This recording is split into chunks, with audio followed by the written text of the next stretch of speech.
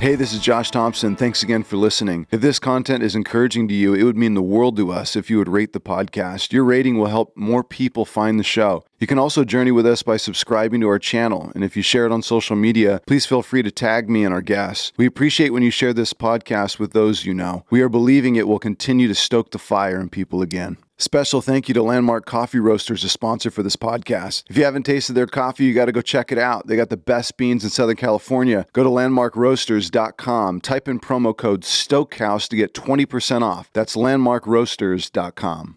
Special thank you to Ola Canvas, a sponsor for this podcast. They build super durable, high-quality clothing out of Costa Mesa, California. Ola Canvas is a small business of creators making some of my favorite clothing and products on the planet because they take time to build each piece and make it with high-quality material. Check them out at olacanvas.com. That's O-L-A canvas.com. Welcome to the Stoke House. Time to get fired up. Ladies and gentlemen, Matt Reynolds in the Stoke House. Can't believe it. Reynolds. You are the Captain Stoker, the igniter and encourager of people's inner fire. You are the founder and CEO of Stoke. Your business is where I was inspired to get the name for this podcast. And I did. I hit Reynolds up and be like, dude, this is the word. Like, this is inspiring. It's only right to have the Captain Stoker in the Stoke House. Reynolds, you are one of my Mexico brothers. We lived together in the deserts of Mexico 20 years ago with a pastor named Jon Courson and 22 other ragtag renegades, learning to love and know Jesus. You are a pioneer and started Grace Midtown Church in Atlanta, Georgia, which House Fires Worship came out of, Pat Barrett and the crew. You have a bachelor's from Clemson, is that right? That's right. And you have a master's from Fuller, is that right? That is correct. And you have a doctorate in firing people up and helping them pursue their dreams and vision for life. Come on, I got to add you that. do. What I love most about you is you love for God and life and how you prove this over and over again by the way that you love people. You are an incredible leader and speaker to our generation. A lot of people probably don't know this, but if you want to pull the inner beast out of Reynolds, you get him on the basketball court. This is how it happens. You also love to surf and get stoked on the water. You are married to Margaret. You got 3 amazing boys. You are a good husband and a good father. And you have a podcast called Own Your Greatness. You can find on all platforms. I've been waiting for a long time to have the Captain Stoker on the Stoke House. So, dude, welcome to the show. Gosh, thank you so much. Yeah. I feel like I made it, dude. All right, I made it. My life's counted. I can just enjoy the rest. I'm here. Dude, Reynolds, we go way back. You are one of the brothers from Mexico. We met like 20 years ago. On the bus. And story goes that, I should give context to who Reynolds is in Mexico first. So Reynolds is our general, the leader of the party cabin in Mexico. And Reynolds always brought the fun and always brought the stoke even to Mexico with all the brothers. And still does so to this day with all the guys. But I loved it because we were on the bus. We're going down to Mexico. Do you remember this? Yeah, we were leaving like San Diego, right? Driving down to Carmen, Cerdan, you know, 2-hour ride or something like that. Yeah. And we're in the back. we're in the back seat. I'm sitting next to you. Yeah, we're right there. You remember who's on the other side? No. I don't either. But this is what I remember of the conversation. I'm like, dude, we're going down to see Jon Courson in Mexico. And Reynolds was like, yeah, dude, I don't even know like this guy completely. Like, I don't really totally know him. Like my youth pastor like told me to sign up for this thing and I got in. I had heard one sermon, which was here's the vision for this thing, sign up. So I asked you, I was like, so tell me who this guy is. And you couldn't believe, you were like, are you kidding me? Yeah, I couldn't believe it because I'd listened to thousands of sermons of John, probably through the Bible. I was like begging, fasting, and praying that I would be one picked to go on this trip down to Mexico. I was there on the night when he made the announcement in Calvary Chapel, Costa Mesa to probably 3,000 or 4,000 people in the room. That was the message I think that I heard. Like, okay. That's the one I think he put out. Yeah. So like I hear this and And then he says he's going to take 20 guys down to Mexico and go train them and live with them and point them to Christ. And I was like, oh God, Jon Courson was Moses in my mind, obviously came out of Pastor Greg Laurie's church, and another Moses in my mind, but Jon Courson was the other side of Moses, the mystic side. Mystical side. And I was just like, man, if I could go down there. So I'm sitting next to Reynolds, and I'm like, yeah, man, I don't know how I got even in here, but I'm here, and going down, and ended up being one of the most impactful brothers in Mexico. I think all the brothers would testify to this day that you have a special way of doing what you still do to this day, getting inside of people, bringing them to life, lighting them on fire, encouraging them to enjoy life, and really to inspire them to pursue the things that they love and that God has called them to do. And so, yeah, man. So we drive down to Mexico, and what were you expecting this thing to be? For me, it was more just like following the wind, What's the next thing? Like, I remember someone told me about it, or someone told me about Jon Courson, I guess. And I was looked it up on the internet on my first little compact computer. We didn't surf the web back then. It was like you went to look for something on the internet. And I remember hearing that message and was like, God, there's something on this. And then my dad, I remember when I got in, my dad was like, he was in the middle of college. He's like, just finish college and then go next year. I was like, I don't know. This might be the only opportunity. I think I just got to do it. And that was the only time he did it, Right. So I'm so glad that I kind of followed that internal leading of the Spirit. But sometimes you don't even know. Sometimes you don't know. But I even on that bus ride, talking to you, meeting the other guys, I was like, oh yeah, this is where I'm supposed to be. Wow. And I'm more of a, extrovert kind of, I like to go. I like to do a lot of things. Like that time in the desert really got the grooves of the contemplative life. Like if I didn't have that time, I don't think I'd develop that groove. And I can just drop into it now because we lived in it. And y'all were there for 4 months. I was only there for 3 months. Right. Because I felt the wind again. I left early. Right. You left a month early. But, it is such a precious time. And so I don't know what I expected. Honestly, I think I had a vision. I bought all these sun shirts. As I was like, I'm just going to be, I literally saw myself perched on a rock in the desert. I'm just thinking scorching heat, and I'm just going to be on a rock, reading the Bible, or I don't know. Yeah. I didn't know what to expect, but I do feel like it was special because there was, there was 20 or so mentally or physically handicapped Mexican orphans. So we're in an orphanage, but then we're also in this monastery, right? Because we had these rhythms that we live by every day. And then it's we're also in this Bible college, essentially. Just John's teaching us everything he knew. So what a special mix of things, So I don't know what I expected. I guess I thought I was just going to be on a rock in the desert. But we kind of were. Yeah, we kind of were. John would be like, go out and find a rock and go sit on it. And one of my favorite nights, because we would just walk, at night in the desert, so quiet. Yes. And again, maybe it's hard for a while, but you settle into it and you're like, wow, I like being, silence isn't so bad. Right. Solitude isn't bad. Totally. I'm going deeper into who I am, into the world, into God. There's just a spaciousness if you can get past the fear and the uncomfortability. But we weren't supposed to have any music. We didn't have any phones, none of that stuff. But I did bring a CD player because that's how long ago this was. And I had the Coldplay album. I think it was X and Y. X and Y. And I only did it one time. Oh, I love it. For whatever, this one night I was like, I'm doing it. And I walked with that CD player and listened, and I was alive. Yes. It's like I'd never heard music in my head. I was like, I was out there, dude. Me and God just listened to that whole album. Just it was unbelievable. Yes. My brain was on fire. Yes. So I think, it was so shaping. And then me and Margaret, my wife, now we've been dating for 8 months.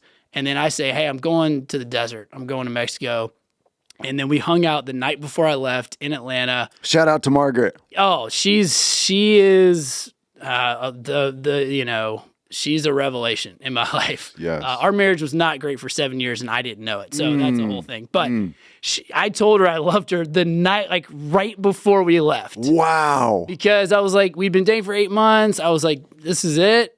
But this is going to be our test, And so it was bittersweet. It's like, you tell me you love me, and then you leave to the desert. Yeah. But we wrote letters. I mean, pretty much every day. I maybe missed 3 days. No, I remember, Reynolds. I remember. That cemented our thing. Like, hey, this relationship is beyond just like physical attraction or chemistry. Like, there's something deeper and sustainable here. No, I remember you. I remember being in the party cabin, and this is you'd read the letter, and you'd read the letter, and you'd be sitting there, brothers. My heart. I love this girl. I give Margaret. It was so good, dude. Like you were smitten, man. You needed your girl. Yeah, and Dennis too. He had been dating this girl, and we hung out yesterday, and we're like, yeah, we were the two that were kind of in these like serious. I know you were dating somebody too, but it was like we kind of, I don't know. I guess we just kind of knew, but then that like, so it was just so shaping and forming in so many ways. Yeah. I don't know, like, isn't it interesting how Jon had structured the days for us? Like, we were there Monday through Friday. And Saturday was Shabbat, and so we could go do whatever we wanted on that day and rest and relax. And then Sunday, we were preparing Sunday services. Remember, we built out these services. Jon would delegate one to each of us. We got to plan out our Sunday sermon, and we were kind of testing all these crazy things. Like I was like preaching from behind everybody, and did the setup. Remember in the orange groves? Yes. Remember? Oh yeah. Because I wanted to do a garden type setting. Yes. Reynolds did some interesting things too, and playing some music. We were in the round, which years later, that's what we ended up doing. That's House Fires. Gosh. That was our setup at Grace Midtown. Dude, like, isn't that crazy? That is crazy. When you said it made me think about it, but that's, Isn't that wild? No, that is a trip because that became, so if, we're speaking shorthand, but Reynolds sets up, everybody says we're going to do church in a big circle. Which people aren't doing church in a big circle. I mean, it's a thing that a lot of people do now because it's a popular thing now. But it was like, we had never seen it done. We'd never experienced that. So he does this. When he gets back home at Grace Midtown, when he started the church, you guys start this like, I don't even know how to say it. It's where the hoedown, like clapping hands, chanting and celebrating in this community, like round table community. The stage is in the center.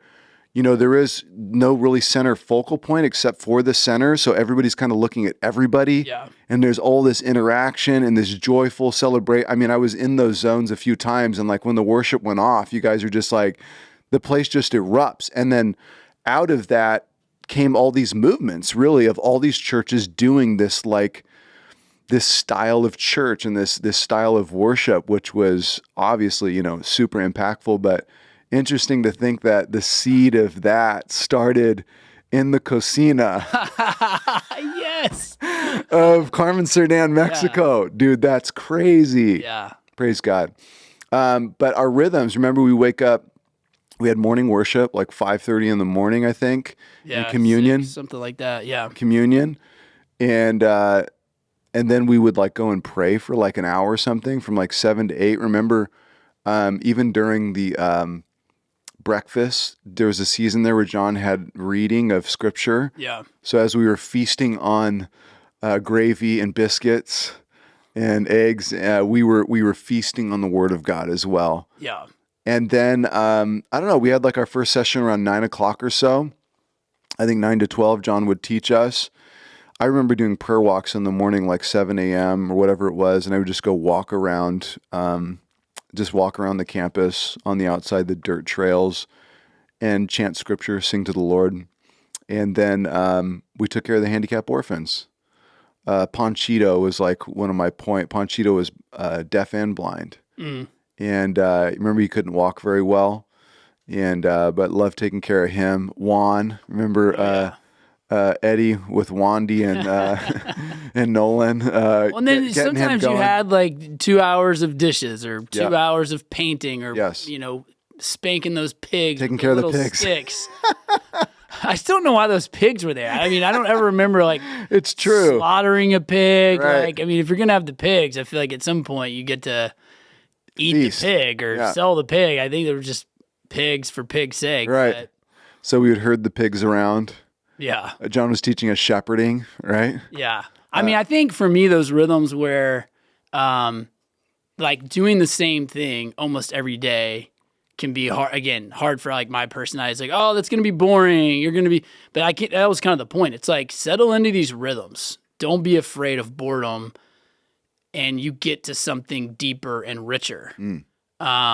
That is, again, something that just happened because we lived into it. I don't know if I would have understood that until living into it, but it's like, okay, it's okay to be bored. It's okay to be just doing something like, you know, that is kind of, you don't have to think about it. You're just kind of doing your chores. I mean, you think about these monasteries, it's like they're just doing the basic tasks. It's like, I want to learn how to be a monk. It's like, go wash the dishes. Totally. What am I going to learn?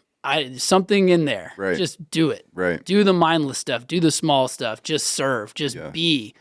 And then there's this internal space that's opened up. There's this depth that comes from just the boring and the mundane and doing it over and over and over, which again, I mean, that is just not how my personality thinks. That's why someone like me probably needed that more. So I don't know, maybe someone's listening to this who's like hyperactive and that's just not part of their life. It's like, maybe just embrace the boring, you know, like I hate doing the dishes. They take forever to do. We had people over 2 nights ago. It took like an hour and a half to clean all this stuff up. But I'm trying to just be like, yeah, let me just embrace that. Let me just lean into it. Be like, no, this is a gift. This is good for me. There's something I can think. It's a meditation almost. Like I can go in. I'm not distracted by all the shiny and the new and the social. I'm just here with earthy, boring things. Right. And there's a gift in that. I think that's part of what I appreciate about it. Like, I just never would have chose that for myself. So someone created that space. And man, it's been huge, you know? What about how John, he would send us off into the wilderness, you know, to go and, you know, pray or write or journal and just be like, just go for an hour. Yeah. You remember one time he said, go pray for 4 hours through the tabernacle. I don't know if you remember that one, but it was just like, what? What am I going to do for 4 hours? Go and pray for 4 hours? I can't do this. Yeah. But it was like shark's fin, you know, getting up there and just getting up out there in the middle of nowhere. And, I had this altar, you know, I had this stone, you know, that like, it looked like a massive stone like this. And then there was a big flat stone that sat on top of it. It literally looked like an altar. I'd take that Mexico blanket and I'd throw it down on top of that. And then I would sit and just like overlook the valley. Yeah. That was your spot. That was my spot. Yeah. And I just remember, I don't know, just receiving so many good words from the Lord up there. Yeah. And journaling, you know, and writing down and then just praying. And I think that there are so many small things that you learn that I don't know, you can't learn without that space. And, you know, I think about the spiritual things that God was showing me. I remember even like exhausting prayer, like where in this society, in this culture where I live now, it's very difficult for me to exhaust prayer because it's like I'm always trying to get more time to pray or to talk with the Lord, because I'm so distracted and overwhelmed by so much. But out there, it's like you can pray and pray and pray and pray and pray, and you like run out of things. And then it's like just to be still and know that I am God. It's like a powerful moment. Oh yeah. I think everybody needs a spot. Like I think that's one thing that taught me too. Like just you got to have a spot. Like in college at Clemson, I'd always go down to the dock, and I had this spot, and there was this little hill. It was like the mountain. I would it would just ground me. Like, this is my spot. This is where I come to just come back to myself, come back to God, just let the anxiety go.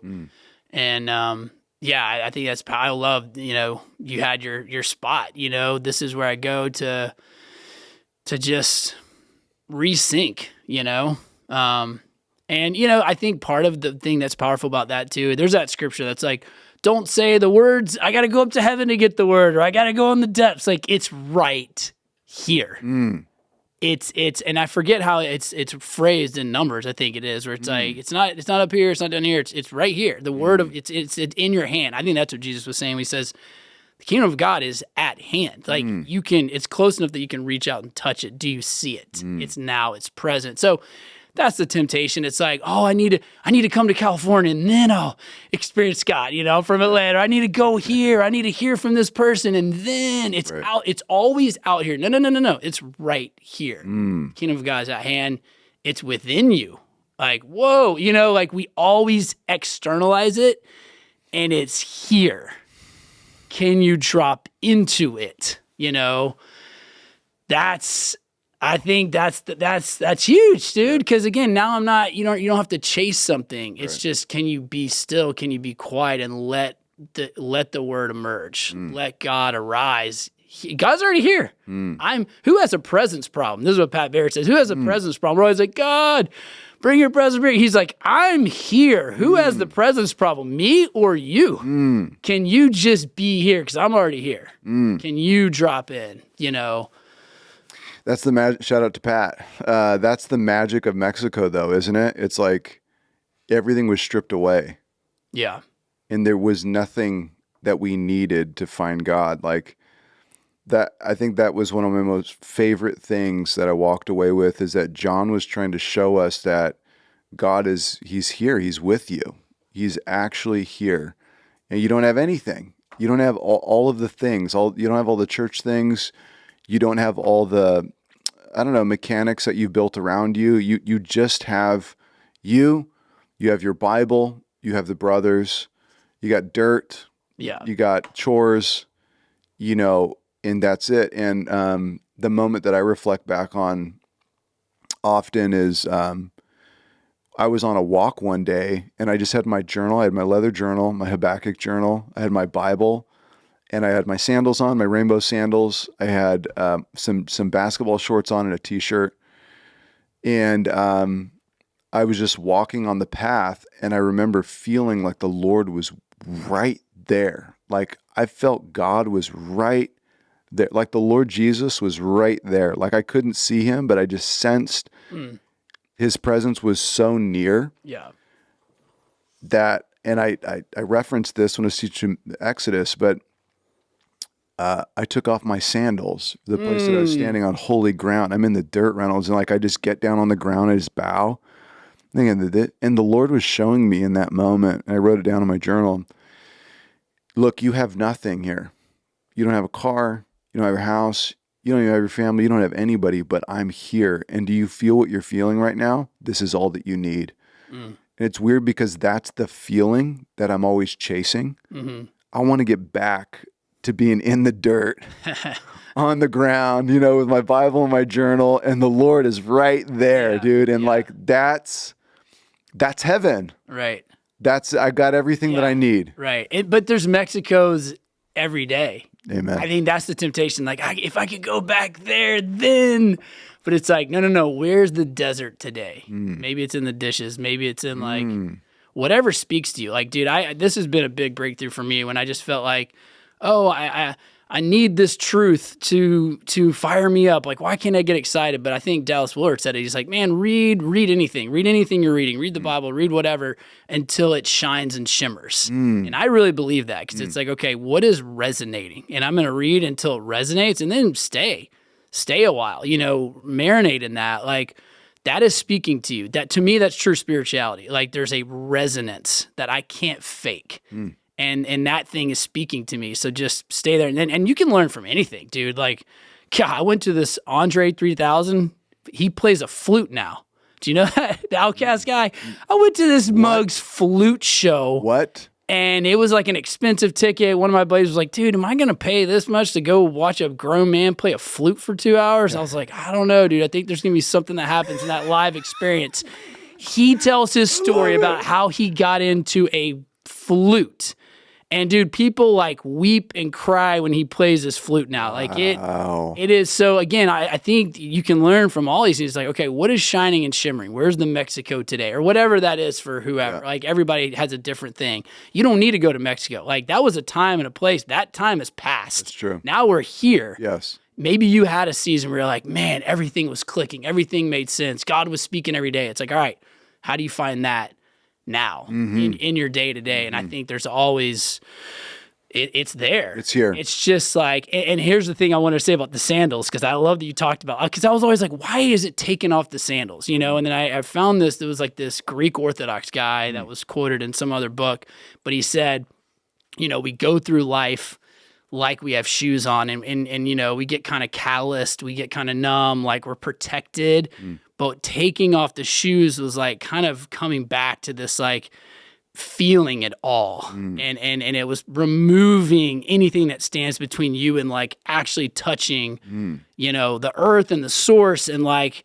feeling it. And that's vulnerable. That's a vulnerable thing. It's like, well, my feet might get hurt, you know, like they wore sandals to protect themselves, but there was something about that moment that's like, no, remove any of the barriers and just feel it. And I think that's what I love. I love that part of that story of like, you know, what does it look like to take the sandals off every day? And like, I'm going to be vulnerable. Yes. Like I'm going to feel Yes. what I feel, you know, and be sad about it. Like it's such a temptation to numb out. Like that's this huge struggle I have. Like, oh, this feeling is overwhelming. I can't handle it. So whatever my tactic is, I'm going to numb, you know? And it's like, no, let me drop in it. Let me feel it. Even if it's hard, even if it's painful, I just think that's the better way, you know, to keep living an authentic life, you know, because you see all these leaders fall and I'm like, dude, it terrifies me, man. I'm like, God, how do you be an authentic leader? Yeah. How do you hang in there? Yeah. And I think part of it is like, you got to keep feeling everything. It's good. So you're actually living, you know, in the real world and not just kind of numbing out. So I don't know. You're stirring things in me, so I'm just saying it because I like exploring these ideas and thoughts. You know. I love it. Yeah, man. Yeah, it's almost like suppressing feelings suppresses more feelings, suppresses more feelings, suppresses more feeling. As we suppress, it continues to just take away from feeling life and numbing everything from every angle, but feeling produces more feeling. And it's almost like, it's like when you haven't laughed like super hard in a long time and then like you get around the friends and like it goes off and then you're just like laughing your tail off for like 30 minutes straight and your face hurts and your stomach hurts and you're like telling the guy like, please no more, dude. Like you can't keep going. Like you got to stop, dude. I'm going to get like side cramps, you know, like doing this. But that it's like you're breaking the barrier of feeling, which opens up more doors to be able to feel even that much deeper. And sometimes we don't want to feel pain or we don't want to feel brokenness. We don't want to, you know, even dive into those things. But that's the beauty of the Lord, right? I mean, it's like he's with us in all of those emotions and all of those things. And I do think that Mexico for us did open the doors for us to push out all of the distractions that are distracting us from feeling certain things and thinking certain things. Because when we talk to the brothers, you know, they all have different point of views and all different references to Mexico, but it's fun to hear the small details of what they were feeling or what was happening in there. And for some reason, because we know the environment, it's like they say something on the surface, but it speaks 1,000 feet deep, you know, to what we experienced and what we felt. Jon had some like really, let's talk about Mount Sinai for a second here.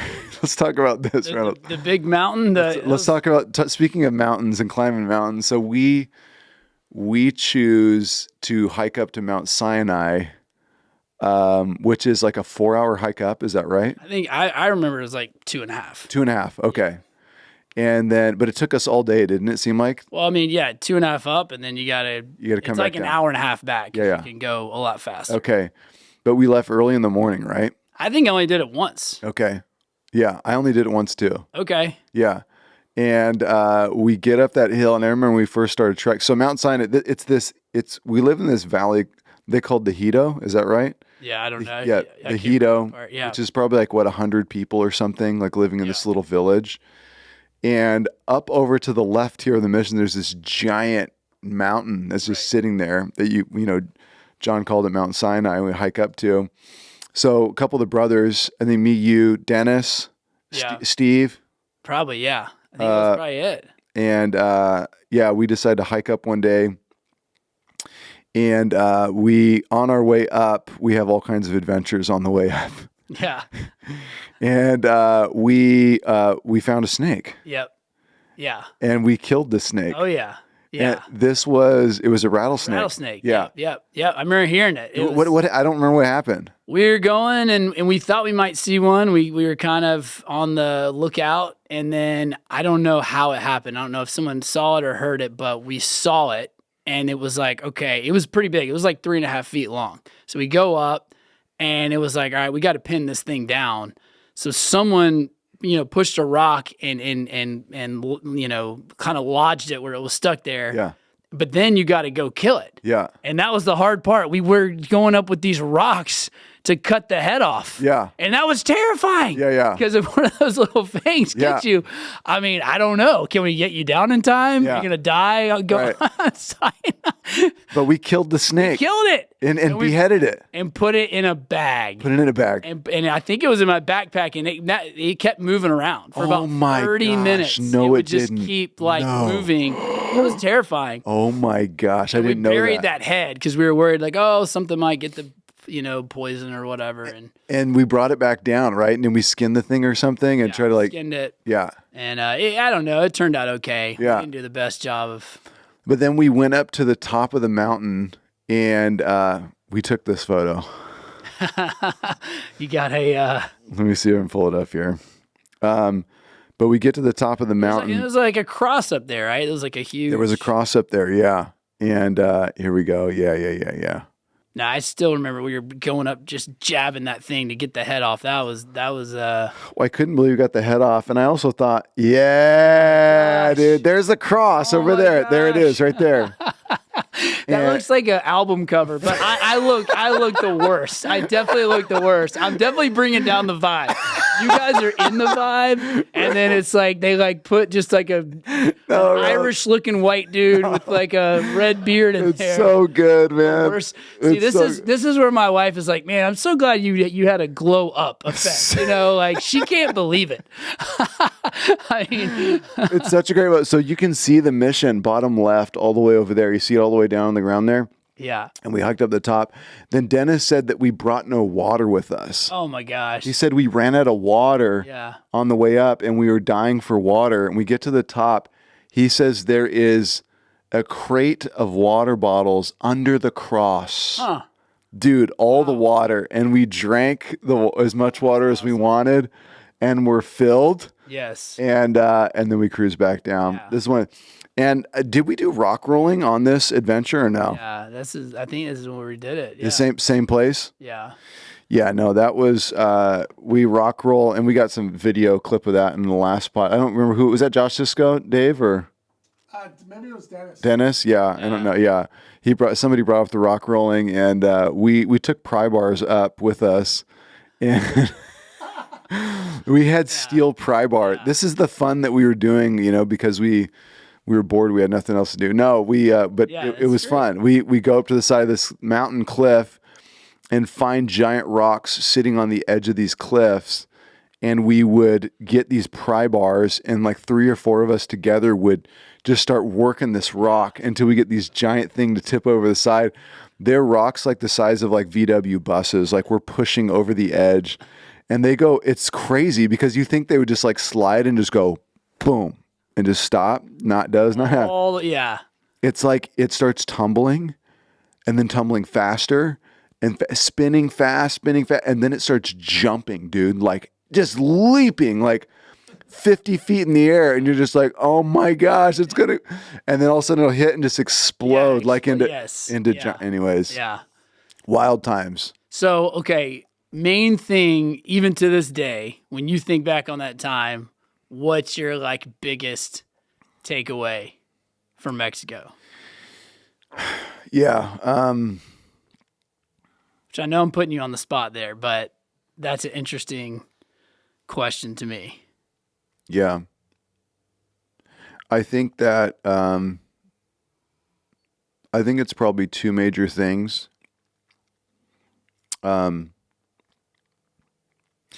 I think number 1, I think Jon was trying to impart to us the gift of knowing God. Like, and I mean truly knowing God. Like not, Oh yeah. No, when he would say Father, like when he would pray, I was like, he says it different. Like Yes. he there's a depth that I don't know. yeah. So I resonate with that. Like he's like his voice is pushing through all dimensions, and like God is like all of a sudden in the room with us. It was like, and it almost felt like John would step outside the door and go talk with the Lord Jesus and then come back in and tell us what he said. Like the Lord was right outside the door or something. And like, I'd like run outside the door, like, where is he? You know? Yeah. And I think that John was trying to impart to us a true relationship with the Lord outside of church walls, Yeah. outside of all of the structured things in which we thought have to be in place in order to know God. Like what a gift that you could go anywhere on the planet and know God deeply. And I think that actually happened for me. I mean, I know the secret place. Like I know where it's at. And even though it's hard to get there, like in this society with all the chaos that goes on all the time, and I would even say even hard to get there sometimes within the walls of ministry. It's like that, yeah, that other dimension or that other place. We call it the desert, you know, but it's like this other realm in which God like so desires to meet with his people. And you read about it in the scriptures over and over. You see these men and women seeking God and walking with him and knowing him in so this very personal way. And I think society has a way of pulling us far away from that, or creating this gap or this distance, and then busyness and responsibilities and all that stuff. So I think that was probably number one, maybe the biggest thing that I think I had received. I think the other thing is that John didn't hesitate to, as the book of Acts said, the disciples turned the world upside down. I felt like John didn't hesitate to turn the church upside down. Yeah. Like you just think about all the discussions and the hours upon hours upon hours of us asking him questions and us dialoguing with each other. And like there was a freedom to be able to like rethink the whole thing. What did he say? Outside the box, inside the Bible, something like that. Outside the box, inside the book. Inside the book. Yeah, and that was going to be mine. That was going to be my first one. Really? Yeah. Bring it, Reynolds. I want to hear it. That's cool that you kind of mentioned it. Yeah, Wow. because you know, he was a part of the Jesus movement. Yes. So you guys are more familiar with that. I grew up in Atlanta, always East Coast. So I didn't have this visceral connection, but I started watching those documentaries, Lonnie Frisbee, all this kind of stuff. Like, what was going on? What was that thing? What does that look like today? So he was kind of giving us these stories, and you know, he was talking about going to Oregon and baptizing these hippies, and they'd come out and he'd baptize them naked, and they lived in these tree forts and all this kind. I was like, man, that's pretty wild. Like, I feel like this is alive, it's living. So yeah, he would talk about outside the box, inside the book, and that was very permission giving, and so I had this moment one time where, you know, there were all these like power lines, and there were these birds on the power line, and this was forming for me. So like I was looking at this one bird, I was like, yeah, this is kind of the traditional church. It's like one person speaks, listen to them, everybody listen to them. But then there was this other power line where all these birds were like chirping and going at it, and I felt God was just speaking to me like, this is how it was in Acts. Like all these people were experiencing things, telling their story. It was alive. It was like alive with the community. So dude, that's what inspired going back. I was a part of this ministry, Young Life, and I was like, hey, I think I got to quit this and start something. And it ended up being a house church, but we didn't know to call it that. But it was like, it was inspired by that moment, which was inspired by John saying, outside the box, just do it different, you know? And that's like why Apple was successful. It's like, think different, you know? Yes. So like, it was that permission giving. And so then we came back and we're like in college, like, okay, I started casting that vision. Like, guys, it's not about one person speaking a message or telling everybody else what God's saying. Like everybody can hear and it's always available. And it's about what happened this last week. I've heard a testimony Oh, 5 years ago, this happened. Give me the aftermoney. What happened last week? Where is God showing up? And we used to gather these people in our apartment and be like, what's it? What do you got? What's fresh? Yes. And if no one has a story, it's like, we don't have any stories. Fresh manna. There's no movement. Like, Right. guys, what are we doing? Right. You know, so that was huge. That was probably one thing I would say. And we can riff on that if you want. But the second thing is probably what I've experienced just even the last 24 hours. Like, we had such a bond because we went through this shared experience and everybody brought their kind of full self to it and really leaned in. And so 20 years later, I'm still connected to you. I'm still connected to Dennis, who was on that picture. I'm still connected to Cisco. Like, that's really the fruit to me long term. Like, wow, these relationships have sustained. That is unique. And one of my convictions is like, at the end, all that matters is love and relationships. Like, that's true wealth, treasure. I want to invest in that. I can't get a 20-year-old relationship. I can't make that. Right. So how do you sustain those? Like, how do you stay? And I don't, that's that. So like, and you guys are speaking into me this morning. I'm out here in this new season going, man, I still don't understand what's going on. I'm trying to figure out what I'm trying to do. Like, I'm on this journey, and Cisco, one of our friends, is speaking into, my life and our life. I mean, that to me was like just super profound. So I don't care. You don't need a Mexico. I just think like, if people can have those experiences, like deep experiences to get to know God, get to know themselves, strip it all away, and be formed in deep community. Yes. Where you're like, dude, we're going to have differences. We're not going to believe the same thing, but I'm going to be with you. I'm going to journey with you. Like, if you can get that in your early life, that will pay dividends for, I mean, that's some of the most precious things, So, yeah, that's, I don't know. That was interesting to me. It is a gift, it's like I don't know what did that, but something broke it open to which our hearts were in it together, back then in that season. And it's like, why is it around? It's like, we don't see each other for a long time. We don't, we don't get to hang out, whatever. It's like 30 seconds into the conversation, we're like down to talk about whatever and just like go wherever. And we're just talking about the real things going on in life, and this is the other thing. Like, the fact that you even pointed that out, that Josh Cisco is like, he's like 2-3 years younger than us, or 4 years younger than us. Yeah. So I think me and you, Reynolds, were we're the oldest guys there. Yeah. We're the oldest guys there. We're like 22, 23, And I noticed these 17-year-olds, 18-year-olds are like speaking into our lives. Why is that? Yeah. Isn't that amazing? I think because we had a shared experience, which again, I'm like, dude, if you can just have a shared experience. I mean, I know that's how people feel who like went to war together. And thank God we're not, a lot of us aren't having to do that. Right. But what is that going to be?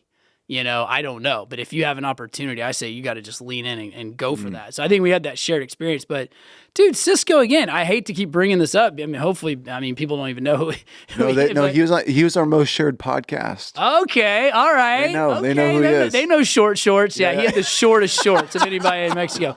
They're talking about, oh, I got to wash my 7 jeans. I was like, dude, what's that? I'm not from SoCal. I don't have any fashion awareness. Everything. Oh yeah. I'm like, Josh showed up in dolphin shorts on the basketball court. These little shorts, and we're just like, "What are you doing?" And he rocked them. He rocked them hard. You gotta rock it, man. Yeah, and it speaks to you, dude. He didn't care. Those short shorts were calling out to his true self, and he just had to wear them, man. Gosh. And he told us all. He said, "Watch, everybody's going to be wearing these when we get back home." And sure enough, shorts came around full circle. Yeah. No, but okay, he has said, I know we're jumping way ahead, but in this new season I'm in, where I was a pastor for 10 years, 11 years, then I was leading the network of churches. Yes. Then I step outside of that, making the most money ever. I'm at the top. Yes. I'm comfortable, and I started getting uncomfortable in my comfortability. I was like, I'm not growing anymore. Right. So I make this move to step out, And I'm outside the church, trying to connect with people way outside who aren't ever going to come in, having new conversations. And dude, Cisco dropped probably still to this day a word that's continued to like work on me, and I'm still trying to work it out. So he was like, dude, when you were in the church, you're not a churchy guy, right? I never identified as a pastor, even though I was. I never it just kind of happened. I just fell into this. And he's like, it was almost like you were bringing some of that Babylon into Israel. Like that's what made you different. There was almost like a worldliness, kind of in a good way. Like you didn't fit. Yeah. And that's what made the church interesting. Now you're out here, and a lot of these pastors have gone on to be like coaches or consultants, and then they're just like kind of doing it Babylon way, but you're not as good. There's nothing distinct about you. You're not standing out. Like Babylon's going to out Babylon you every time, but you're just talking that language. So his challenge to me was like, now you got to bring Israel like into that new land. Yes. Talk like your spirituality is what's going to make you unique and stand out here. And dude, that just, I mean, and I feel like even in that moment, I like really honored him. Like, dude, this guy who's, a number of years younger than me, like he's speaking into me. Yes. And I receive it. I know I know him, I trust him, I love him, but like, and he just nailed it, dude. So I'm still figuring that out. Like, cause I was like, okay, how do I talk about this in a way that feels authentic to me out here in the wild? I'm going back into the wild, dude. I found God in the wild, and I'm trying to go back into the wild. But it wasn't some 60-year-old, 70-year-old, this person's done all these things. No, it was Josh Cisco, a man from the desert who loves wearing short shorts, going, the thing that made you stand out in here, you got to reverse it out here. And that still messes with me, man. That's the journey I'm on. Yes. No, it's it. And what a great observation, like that Josh has been able to, I mean, he bunked next to you. You guys played hundreds of games of Bang. Yes. And had absolute blast in that party cabin. We had Hut 1, Hut 2, Hut 3, party cabin, the father's cabin, which I was in. And I would sneak over to the party cabin late at night to party. And then the family cabin. The family cabin. Fathers went to bed at 7. Family went to bed at 8. Party cabin went to bed at 9. Yes. Because people were having an issue with like bedtimes. These guys are too wrought up. So John goes, here's the way. Yeah. There's 3 options. Yeah. Choose your cabin. And some nights I wanted to stay up late, so I would go over to the party cabin and goof off with the guys. Yeah. Oh gosh, one night we got a great picture of Reynolds' birthday. It's Reynolds' birthday in Mexico, and we take toilet paper and like streamers like through the party cabin, and we get the music going. There's a video one of the brothers just sent. Yeah, I sent it to you. Yes, that's so. And Reynolds on harmonica, I think. Yeah, I'm wearing your crazy weird jacket thing. Yeah. I had this homeless guy jacket that I got from some thrift store, brought it to Mexico. Reynolds got the jacket on. I'm banging on the guitar. Somebody's on the cajon. I mean, it's going off. We are just celebrating Reynolds' birthday, the video. The party cabin is doing the party cabin, and Bobby kicks in the door. Yeah. This is like the headmaster. Yeah, he's like, it's like 12 midnight. And like, what are you guys doing? We get in big trouble. We have to shut the thing down. Bobby like closes the door, and we just start laughing.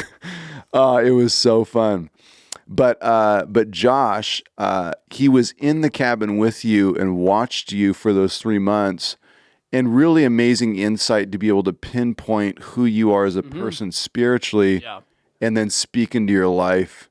And man, I do love when the brothers speak. My ears perk up in a different way. I'm like listening. I lean in, because I'm like, what is being said here? There's something extra. And the Lord has a way of speaking through the brothers, which I cherish and am thankful for. So many amazing guys down the list. So many different crazy. They're all different personalities too. Wild personalities. Yeah. But each one has a different way of saying the word, and it hits different through their personality. And that's the beauty of knowing people and being known. Knowing and being known deeply. And so I like what you said, Reynolds. If you have 20-year relationships, you should probably grab onto them. Yeah. Because that's really hard to just make again. Yeah. You kind of can't do that. Yeah. Especially at this season of life.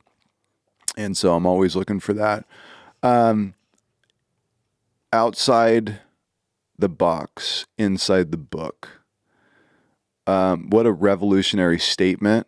John somehow,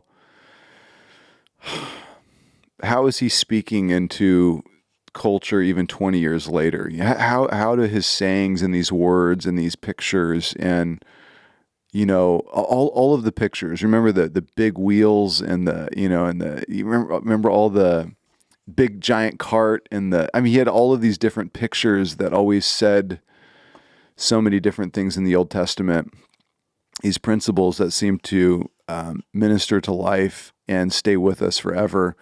But I have all these things that just like continually come up in my mind, like in this one, what you brought up, outside the box, inside the book, meaning think outside the box, like stop doing the same thing over and over and over again. And just because a church has taken on a model doesn't mean that that's the way it has to be. That isn't actually, it's not actually in the Bible. It's just something that we built structurally and it works for our culture today. But what happens is we get locked in those ways and then we never break the mold, Right. And everything grows stale. Yeah. And so we're talking about this idea of, staying inside the book, inside the true principles of Almighty God and His ways, what He desires for man and society, family, all of the rest, but not being married to these specific ways of doing things. And really that... Because it's always changing. Yeah. It's always changing. I mean, I think one of the things I appreciate the most about the Bible is like these are real people experiencing God in their context, in their time. And there's no two paths are the same. Like, I think Eugene Peterson said it, that there's no copycats in the Bible. And dude, that's the problem. Everybody's looking around, trying to copy, trying to mimic. So why did John stand out? Because he was going to the source. It was authentic. Wow. Hey, here's what I'm learning. It's outside the box, but it's inside the book. I'm going to go to Oregon and hang out with hippies literally living in tree houses in the woods. Right. And talk to them. And, oh, yeah, well, they want to get baptized and they came out naked, so whatever. I'm just going to roll with it. Right. Like, don't put blocks. They're growing weed out there, too. They had weed fields. So don't put blocks. Like, why are we making blocks, And then, so to me, that's what that means. Like, be authentic. Go to the source. Like, well, how do I do that? You might have to get silent. You got to find your way. You got to find your way to do it. I've been appreciating Rick Rubin's book, The Creative Act, A Way of Being, because he's like, man, find your way to be a creative. And we're all a creative. Like, find your practice and like give yourself to it. And then you're creating out of that place. And that's what's going to be original. That's Andre. He heard the sound of this flute and he was like, what is that sound? And they're like, oh, this was made by this indigenous man. This is a Mayan flute. And he got one made. He picked up the flute and he started playing that flute and he's like, I couldn't put it down. And now he's playing it. He's not trying to copy somebody. He's connected. To me, that's what we're trying to go for.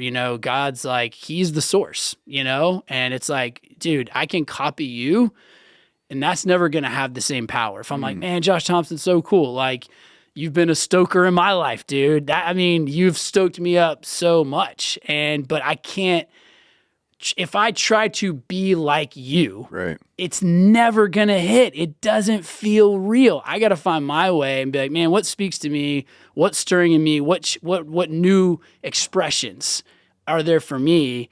And that's what it's about, And so, dude, if you have some success, then that can trap you sometimes. Like, dude, it was hard to move on from house fires and Grace Midtown, but I was like, man, I feel like the wind's blowing. Like the cloud has moved, right? From numbers. It's like, it's moved. We want to stay. We want to be like, no, this is good. Stay here. But it's like, it's moved. And can I trust it? You move again. And then, you find new expressions, new forms. One of my mentors says that like the Spirit gives birth to new forms.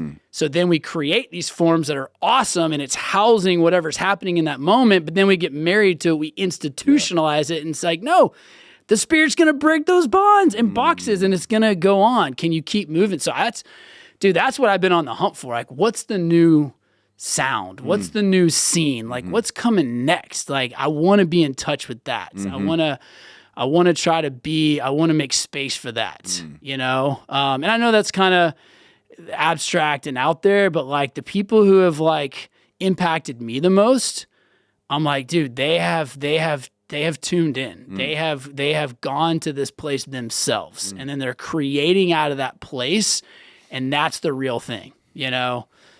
Jason Upton, this is worship leader guy, and he just sings. He's got this song, and he sings just whatever's coming to him, but he sings about like, show us the real thing.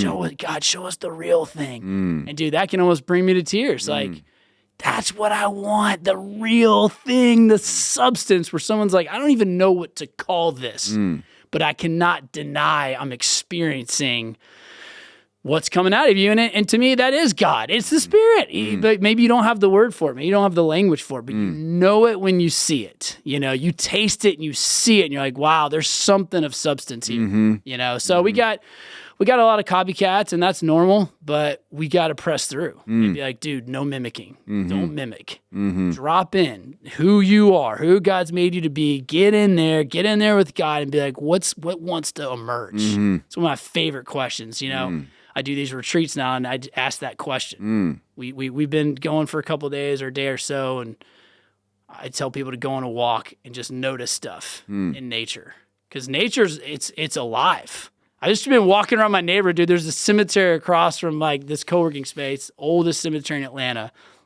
and there's all this stuff blooming. And it's like, it's blowing me away.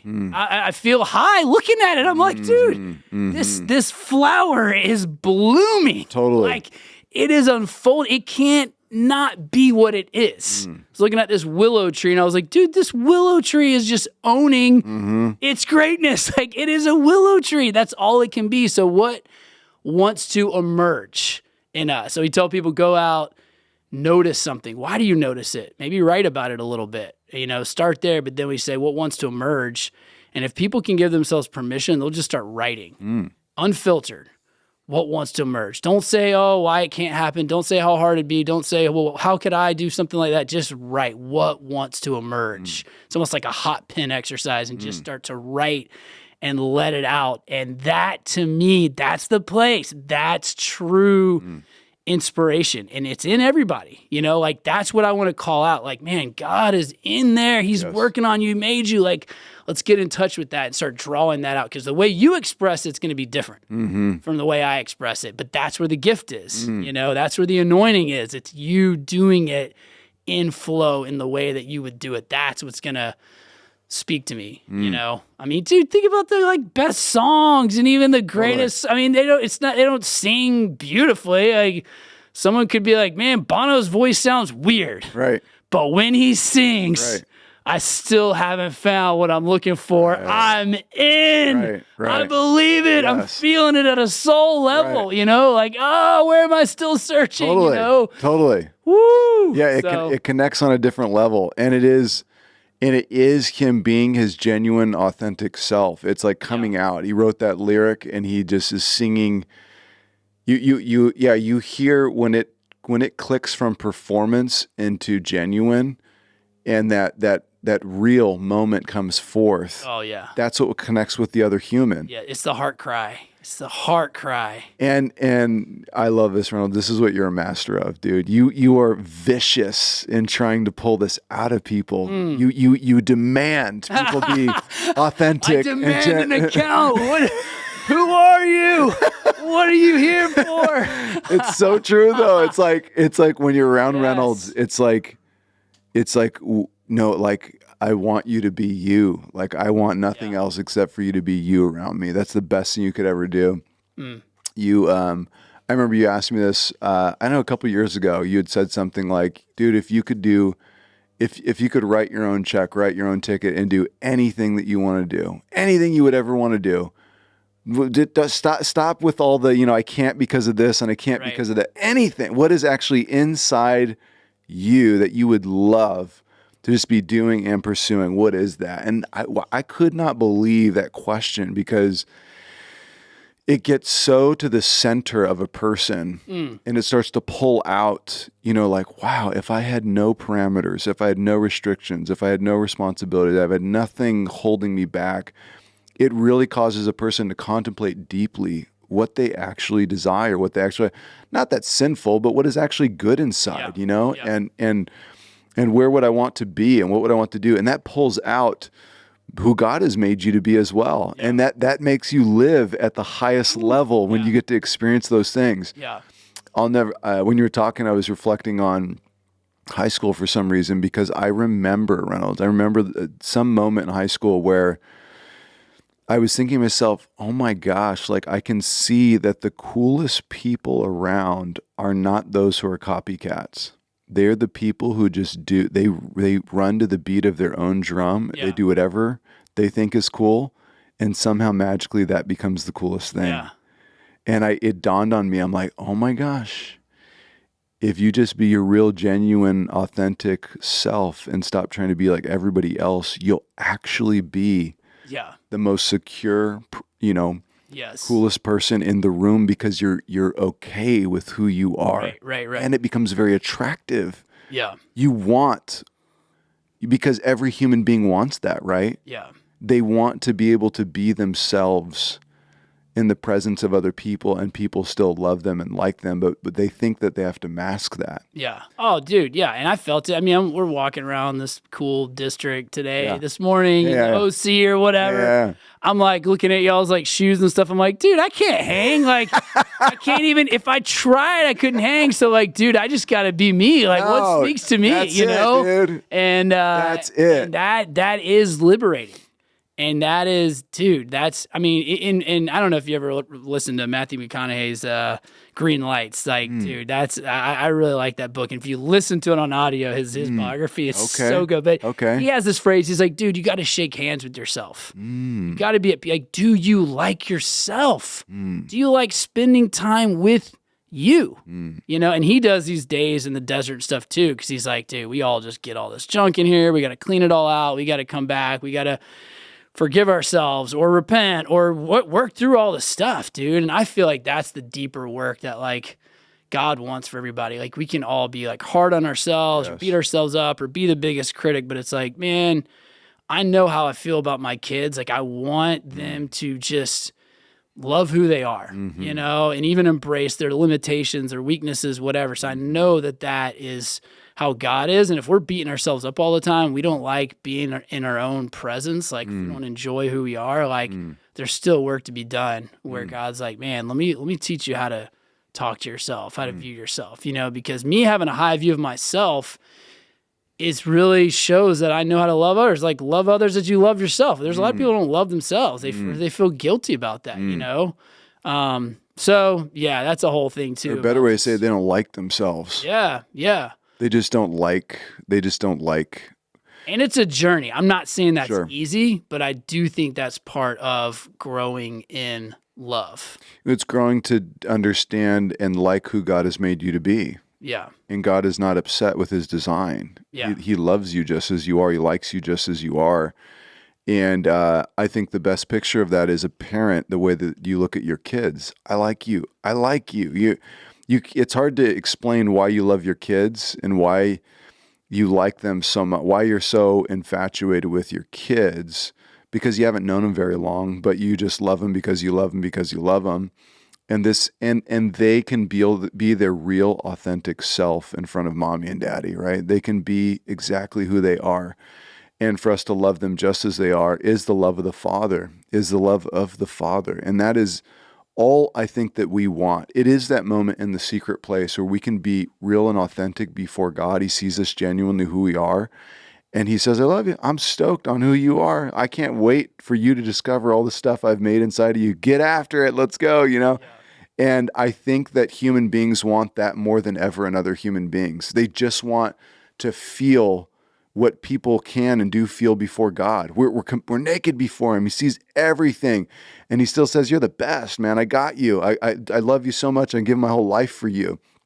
And for human beings to do that to each other is true intimacy. And for some reason, that seems to be like the center of the universe. When someone is able to be their true authentic self to the core, live that out, and people celebrate that, around them. And I don't know. You have a magical way, Reynolds, of pulling that out of people. Oh, dude, that's a great I receive that. That's You awesome. do. You are the Captain Stoker.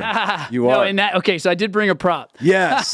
Yes. All right. Yeah. All right. So I step out the church. I help put on my 20-year anniversary with my high school.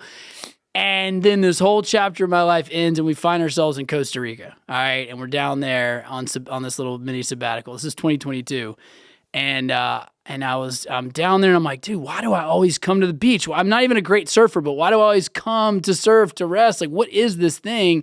And one of my buddies came down there the last week. We were there for about 3 weeks, and he's like, so what are you gonna do next, man? I was like, man, I just want to like stoke the fire of what's happening in people's like hearts and souls, and I want to do that in teams and in companies. And he's like, dude, why don't you just call your next thing that? I was like, what? He's like, Stoke. And I couldn't stop thinking about it. It kind of landed softly as a seed, and then it just stuck with me and stuck with me. I was like, God, I think that's it, dude. Like, that is it. I don't know if this will work, but this feels like the essence of my soul. It's just Stoke. But then you start something new and you forget how hard it is. You forget how long it takes to get momentum. Like, I was super discouraged. I just was like, man, why is this not working? People would ask me questions like, what service are you offering? And I was like, why can't I even answer this question? Like, why, and so then you sent me this hat in the midst of that, a few months into this journey. Wow. And it is the Captain Stoker hat. Yes. And dude, yes. this really encouraged me. This, I wish dude, I would wear this thing, and I mean, I changed my whole public profile for a while to Captain Stoker. I was like, this is kind of ridiculous and silly, but this helped cement, no, this is your identity. This is who you are. Just receive it, embrace it. So I brought this. I had to bring this on this trip. I was like, I gotta bring it, dude, because this was a symbol. This really encouraged me when I needed. I was like, somebody believes in me. Yeah. Someone is calling this out, and so, dude, this will always have a special place, man. Yeah, we were in it's Salinas, California, or it's up there in the Central Coast, Monterey. It's Monterey, and there is the Stoker Coffee House. And I walked in there. I saw that hat, Captain Stoker. I'm like, dude, this is Reynolds. This is Reynolds. I mean, I should sleep with this thing tonight. I'm in California. Let the Stoke just permeate my soul. Yeah. Come on. Yeah. Let's talk about this a little bit. So you, again, radical change in Mexico. You step out into Atlanta, Georgia. You start house fires. As soon as you got home, I remember you writing us a letter or something, or we found out you'd baptized a bunch of people in the lake, and you just started going after it. You build the church for 10 plus years. This church turns into a large church and a very impactful church in Atlanta. And you feel the call. You said that the cloud moved. You started feeling the call to step out into the world and to start stoking the fire in people, and pulling these dreams and these vision out of them and helping them build that for life. And how it is taking shape, praise God. And it is coming around full circle. And you've had some great success stories on the inside with people who have come on the retreats and have got to meet with you or spend time. Maybe share a little bit about how that took shape or kind of what's happened over the last year. Yeah, I mean, probably the easiest way to say it is I was experiencing just a restlessness of soul, and I just couldn't shake it. I was like, we should talk about some of the success of the church just so people can know the context of what you stepped away from. I mean, this thing grew from. Yeah, so it was so there was one church, in the burbs of Atlanta, and then there was a church right downtown, right next to Georgia Tech and Georgia State and all this stuff, and they were kind of struggling and waning. They had these young people, and then it was slowly dying, and they reached out to this church that I was a part of. I was the college pastor at the time, and said, "Hey, can y'all come down and help revive this thing? Old building, So the church got it going, and there was probably a couple hundred, maybe 150, 200 people going. I told my pastor and my big mentors, hey, dude, me and some guys are going to go plant a church somewhere. He's like, why don't you go take over the downtown church? If you can't make this thing grow, you don't need to plant a church anywhere. So it's kind of a free try, right? And he's like, I just want to unleash you down there. Just be apostolic, whatever. You know, so it was a free try. Yeah. And we started a morning service. Those 2 night services at the time. And it started growing. It started happening. And we had a lot of creative people. So it was like, I want to create culture. You know, it was like, we don't want to copy it or critique it. You know, what's that guy's name? He writes about culture making. It was like, let's create. So we're writing songs and, dude, I don't know. It was just a bunch of young people. Yeah, it just started coming around. So it went from 200 or so to 1,000. We're doing 4 services because it was a small building, but that was the essence of it. It was like the acoustics and dude, the way it was like the seats would go up. So like the stage wasn't like up here. It was kind of down here, and it just had this very people-centric wood pews. Everything was wood. I mean, it was dude, air conditioning work. We sweated it out. I mean, it was so hot. There's nowhere to park. It was hard to get there, but people were like, there's something happening here. And it wasn't like me. I mean, dude, I looked like that. I looked terrible. I'm wearing backwards hats. Like, I mean, it was like, what'd you come out to see? A man dressed in fine clothing? Literally, dude. Like, I was an obstacle. But it was about pulling these different people together. Yeah. And the songwriting really, it was like, dude, we were writing just from that place of experience. I mean, the people were writing songs. Like, sometimes people would just start singing stuff and just, it was like the congregation was leading worship, you know, and there was enough maturity of the leaders to be like, yeah, we need to make space. You know, we need to make space for God and for what wants to happen. And so that was, man, it was a scene. You guys started House Fires though, and these albums. Yeah, so it was we had 2 albums that were like more traditional, you know, like big group albums, and we and we recorded them, and they were okay. There were some good songs in there, but then we did. Yeah, we had a house that was like the pastor's house who bought it like right in that neighborhood. And we said, hey, what if we like record? I mean, Pat was living in my house at the time. His house was getting renovated. His wife was about to give birth to I think it was their 2nd kid. It's Pat Barrett. And he's like, dude, what if we just do like one in a house? Because we had done house churches. Like, let's just record an album in a house. So we just tried it. And that was House Fires 1, put it on Noise Trade. Got like 10,000 downloads pretty quick all over. And it was like, there's something here, you know? And then, but we weren't trying to do anything. It was just creating out of that place. And then we recorded House Fires 2, and then, you know, Good Father. And when Tomlin did that song, I mean, it did kind of just, but it was so authentic. If you listen to it, you can still hear like it's so good stuff in the background and people moving around and squeaky chairs. It was like, no, bring it all in because that's real life. That's real, you know, and I think you guys were tapping into something, though. I mean, it I remember, Reynolds, you sent the brothers that track, Good Father. You're like, this is a good one. I'm telling you guys, there's something. I'm like listening to him, like, what's going on here? You know, what is this? This is before it ever took root. You know, I had no clue. Yeah. And of course, the thing has circled the globe like who knows how many times now. But you guys it all started right there in that house. Yeah. Yeah, it was just trying different experiments. And Pat was the one saying, hey, when we record House Fires 2, let's do it in the round. And let's no stage, let's just put some carpets down, and the people were all around, and the mics were up, and it was just wild, dude. Like, you didn't know what was gonna happen, and that's what made it beautiful, you know? So we got to see that. We got to plant a bunch. Grace started planting churches, so we helped plant church. We planted a church in DC and north of the city, in Athens, where UGA is there. So it was just like kind of doing the church planting thing for a while. But I think at the heart of it, it was always about, hey, we don't need more people to come in here and like be pastors. Like, bring the kingdom wherever you are.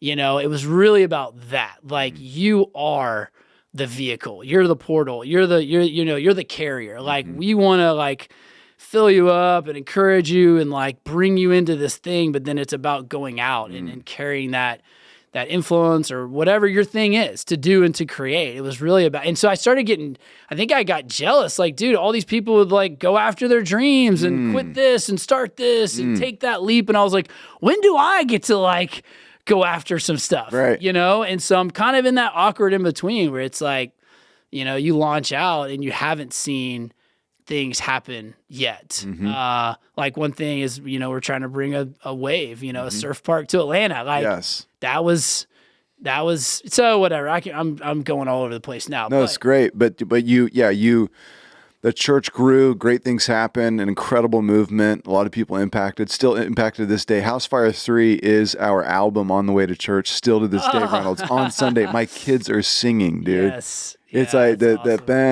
dun. I mean, the claps going off, Eden's in the back clapping, Sheffy's going off. Like, it's still happening. Like, and I was telling Katie even, I was just like, there is magic locked inside of this thing. I don't know what that common denominator of which we found in Mexico, these center moments that we find in our life.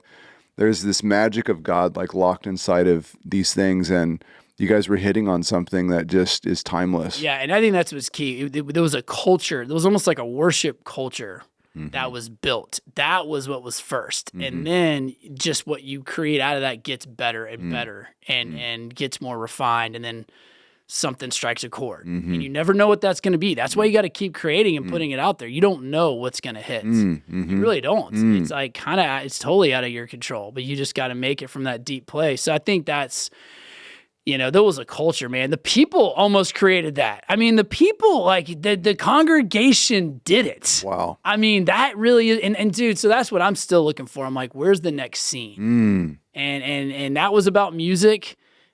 Here's my theory on the next one. All right, ready. I'm kind of pushing into this. You heard it on the Stoke House. Because everything's so digital now, and I can watch it on demand, and I can watch it asynchronistically, and it's me by myself. I'm going, okay, is there something about the spoken word in the present moment, like real time, with a group of people?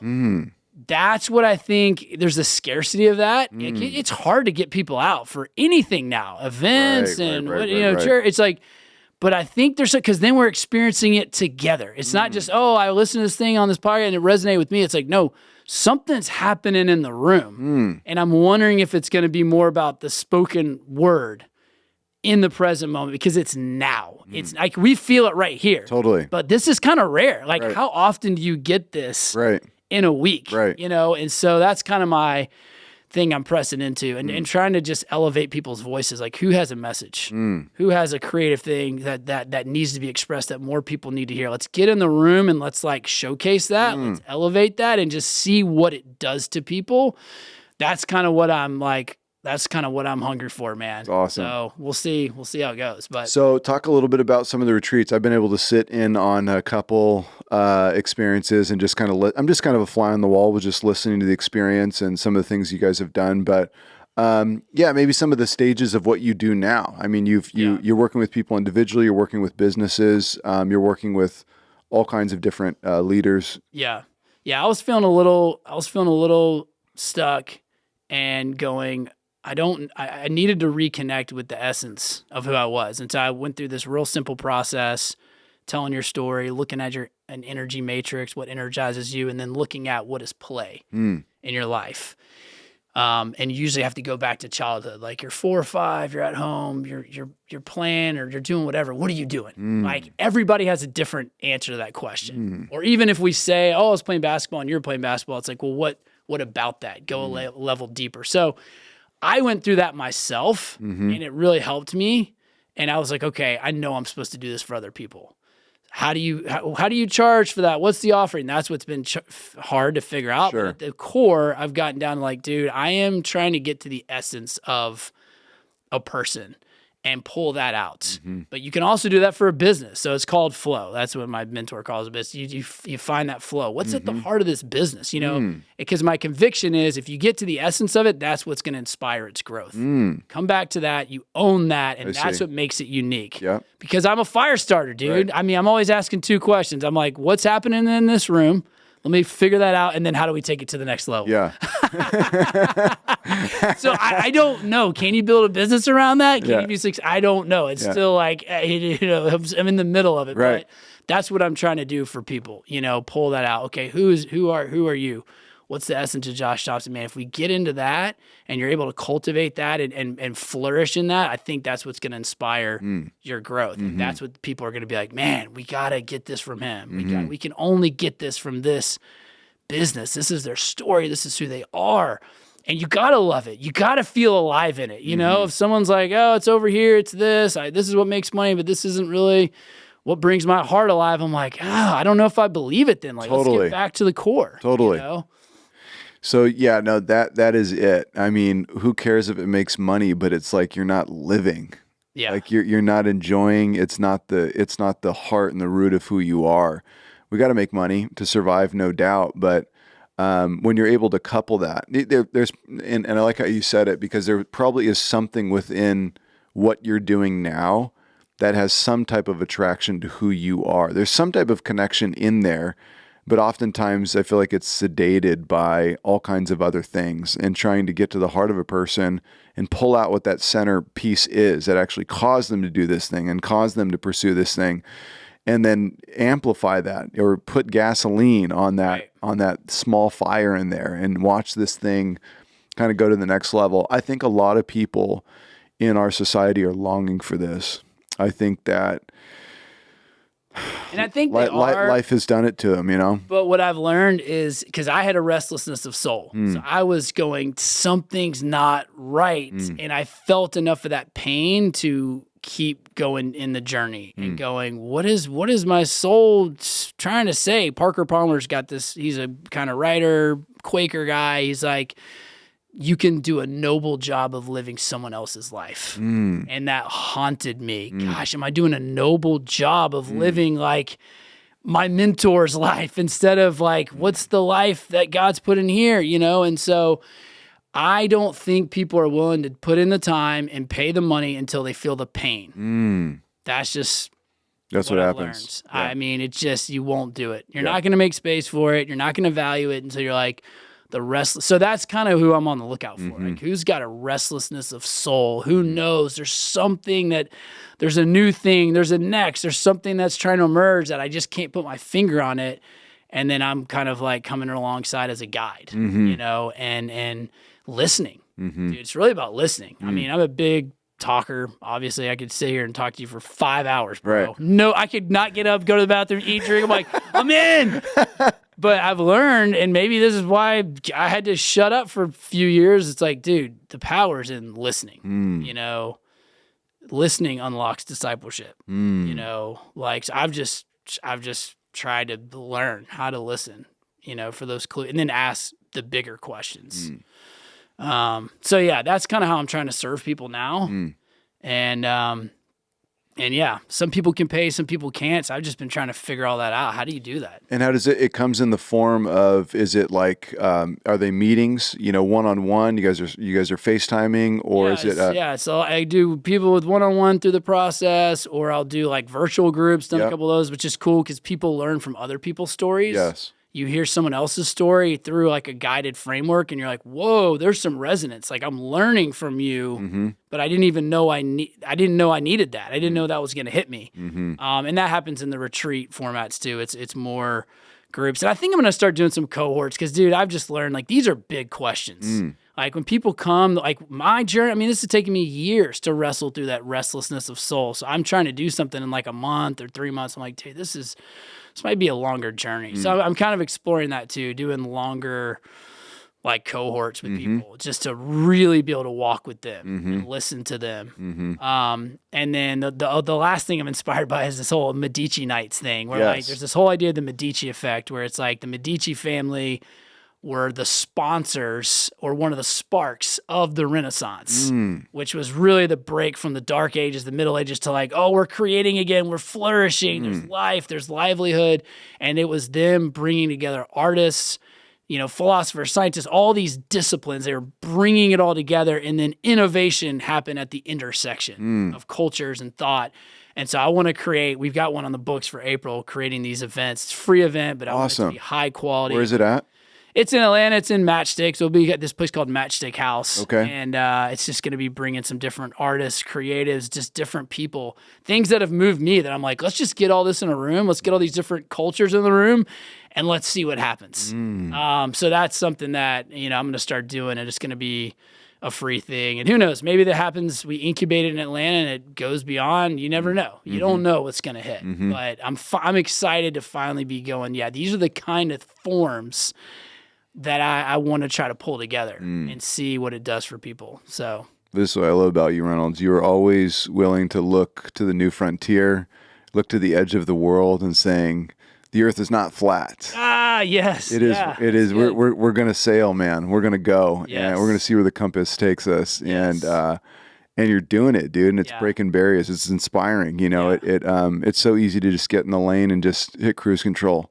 Yeah. I'm going all in, dude. I mean, I might be a penniless pauper at the end of this thing, but if I can help people dream and soar and fly again, I gotta believe if you can serve people in that way, that you're going to be taken care of. Yes. And I'm betting everything on it, dude. Like literally when I made the decision to step out of the church, I was like, okay, am I willing to spend every last penny, if that's what it takes, of my savings to make this move?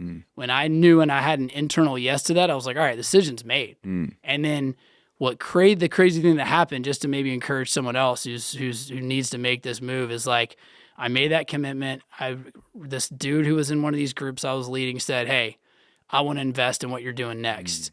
And made basically this huge infusion. It was like a grant that's taken me, that's given me runway the last 18 months to experiment, to keep learning, to keep growing, to keep following the curiosity of like, man, what is God trying to do? What's the next thing? And so, you don't know. I never would have thought that was going to happen, but that kind of stuff happens when you're walking through the next open door, and to me, I said, it's walking the plank. I'm walking the plank, dude. It's Peter Pan. You got to walk the plank and you don't know what's going to happen, but you're just praying and hoping and believing that God's going to catch you, or there's going to be an imaginary step you didn't see, and that, to me, that's what faith's about. People are like, faith is, to me, it's not about, I hold these specific beliefs. It's like, dude, an active faith is like, here's leaning into faith and trust and risk on a day-to-day. Like, show me your faith. Don't just tell it to me. Show it to me. Where are you risking? Where are you making like, man, I'm going all in on this and I could lose it all. But I feel like there's something here. So I'll shut up because we can go. Oh, I love it, dude. I love it. So where can people find you? What's the website? Where can people find you? StokeTheFire.live. StokeTheFire.live. StokeTheFire.live. And then Matt Reynolds.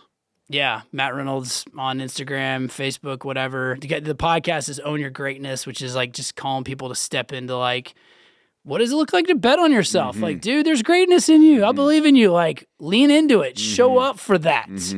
And we got an episode coming out about why don't guys cry, So it's real vulnerable.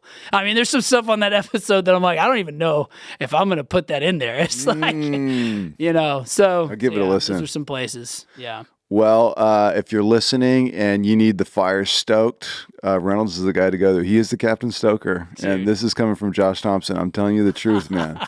You need the fire stoked, give him a DM, hit him up on his website. And, we need a lot of people's fires going out, man. And that's the whole point of this Stoke House. And that's the whole point, I know, of what you're trying to accomplish as well, is to grow that in people, encourage people, and build people for God's glory so that they can live out to the highest degree what he's called them to do. Well, dude, you are I don't know what the other title is, but you are a Captain Stoker. You have stoked me. Thanks, Reynolds. That's what you're doing here. Like, man, I'm so inspired. And you've always like inspired that in me, just the zest for life and surfing. Like, you're like my surf guru. You're my teacher, dude. I just watch you. I watch you on the waves, and it teaches me about life, and the intro to this podcast is just unbelievable. So well done, man. Super honored to be here. Thanks for having me. Love you, dude. Yeah, thanks for coming on the show. Let's go get some lunch and catch some surf. Let's do it. Hey, thanks so much for listening to the show today. We really appreciate you. And it would mean the world to us if you would like or subscribe and you would write an honest review for us. It's one of the fastest ways to get the word out for us and to share it with others. And so If you don't like texting for a review, you can always voice to text.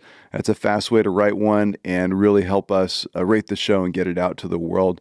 Thank you so much for listening again. We hope it continues to bless you and encourage you each and every week, and of course, leave you stoked.